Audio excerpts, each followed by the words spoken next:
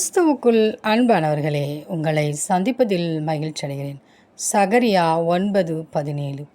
அவருடைய காருண்யம் எத்தனை பெரியது, அவருடைய சௌந்தரியம் எத்தனை பெரியது. தானியம் வாலிபரையும் புது திராட்சரசம் கன்னிகைகளையும் வளர்க்கும். ஆம்பிரிய மாணவர்களே, நம் தேவனாகிய கர்த்தருடைய காருண்யம் எத்தனை பெரியது. அவருடைய காருண்யத்தினால் தான் இன்று வரைக்கும் நாம் நிலை நிற்கிறோம்.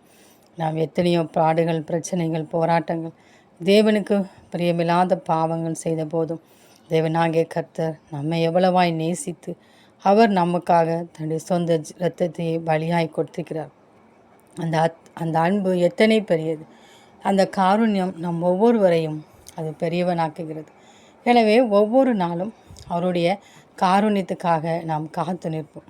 தேவனுடைய காருண்யம் நம்மை ஒவ்வொரு நாளும் பாதுகாக்கிறது. அது நம்மை வழிநடத்துகிறது. நமக்காக ஜீவனையே கொடுத்த அவருடைய இரத்தத்திற்காக நாம் ஒவ்வொரு நாளும் நன்றி செலுத்துவோம். அந்த காருண்யம் நம்மை பெரியவராக்கும். எனவே ஒவ்வொரு நாளும் அவருடைய காருண்யத்தின் கீழ் காணப்படுவோம். நமக்காக அவருடைய சௌந்தரியத்தை இழந்தார். அந்த சௌந்தரியத்தின் மூலமாக நம்மை மீட்டுக்கொண்டார். எனவே ஒவ்வொரு நாளும் அந்த அன்பை எண்ணி துதித்து ஸ்தோத்தரித்து அவருடைய நன்மைக்காக, அவர் நமக்கு செய்த இரக்கத்துக்காக நாம் காத்திருப்போம். அப்பொழுது புதிய நன்மைகளாலும் புதிய கிருபைகளாலும் நம்மை நிரப்புவார்.